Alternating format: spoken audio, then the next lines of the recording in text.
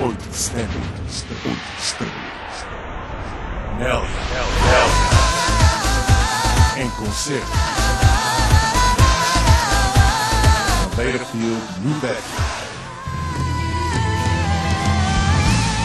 Novo CD.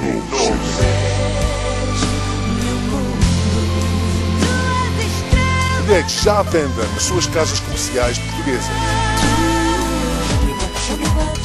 O regresso. O concerto. Nelia.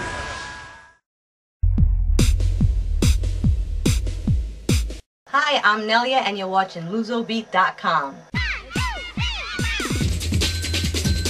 Nelia, welcome to Lusobeat.com. Thank you very much for inviting me into Novart Entertainment Studios here in Seekonk, Massachusetts. Nelia, first things first, big congratulations on your new baby, Sage Moreira. Thank you. The readers send you their love and support. Thank you very much. Well, I took 3 years off to have a baby, start a family, also get settled down with my personal life, and now I am back in action, as you might say. The name of the new album is Meu Mundo, and we picked that title not because of the song that we have on it, but basically because my world is music, so we named it Meu Mundo. And it has a combination of rock and also a little bit of Spanish and Portuguese and also English music, so it has a big variety of music in it. Voz Vitória was written by Antonio Ramos Pereira, and also the music was written by Nelson Moreira.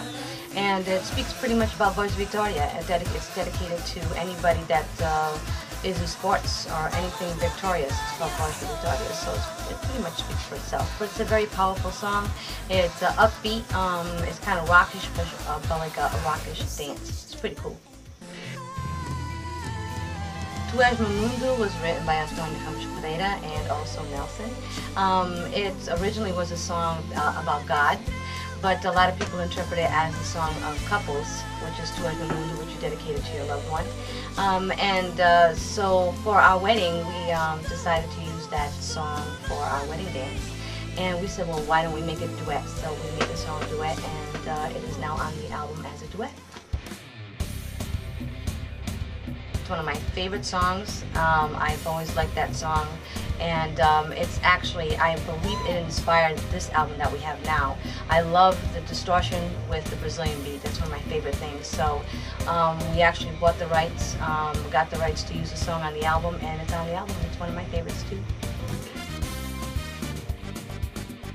I'm very, very excited about it. It's a concert setting. The stage is going to be enormous. We have a huge light show. We have huge production, meaning of stage design. We have professional musicians, dancers. It's going to be crazy. We have effects going on and everything. So it's something that I've never done before and something that I've always wanted to do. And it's also a dream of my husband's. He's always wanted to put on a nice concert. So we decided, since we're going to come back, might as well come back with a bang, and so we decided to come back with a concert. The song Tengo que seguir mi vida is a Spanish song. It was inspired by a friend of mine who was having some problems with her love life, and as she was telling me her story, some kind of lyrics kind of came up in my head. And one day I was at the studio and I was just kind of playing some chords on the guitar and started singing the song Tengo que seguir mi vida, but I started singing it in Spanish for some reason. It wasn't in Portuguese. So as I was playing those little chords, my husband came in and he started playing them, and then a song evolved from. I am now a songwriter. I did write some songs for my last album, Tropicalia. I was involved in some of that, but not as much as I am in this one. Pick it up once in a while and I play a couple of chords, and I get inspired through that, and then kind of my husband takes over. These dance tunes, I have actually an English tune, which is Bump and Grind. It's more like a hip-hop tune, which we came out with my last show that I did in 2004. We already had started promoting that song. We have another one called Fire, which is very Euro-tech, which is cool. I love that one. My mother actually loves that one. And we also have another one, well, Tengo que seguir mi vida is in slow, and also it was remixed by Nelson Arujo. He remixed the song into like a techno. Well, my last performance was in 2004, and I think one of the biggest ones was at the Madeira Field.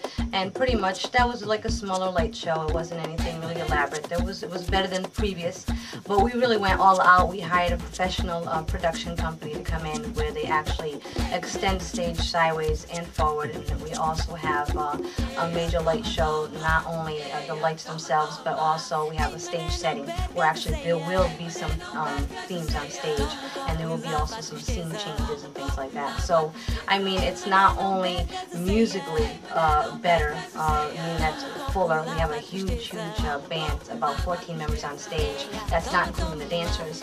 We also have, like I said, stage setting designs and that are going to be changed in between.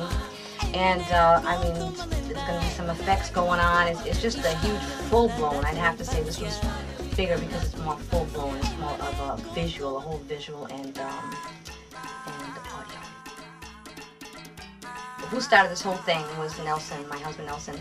He pretty much is the owner of Novart, and he's always wanted to put on a concert and always wanted to do something much bigger, and he felt like the Portuguese people deserved something visually inspirational and also you know, great music, great production, something really big, a big show.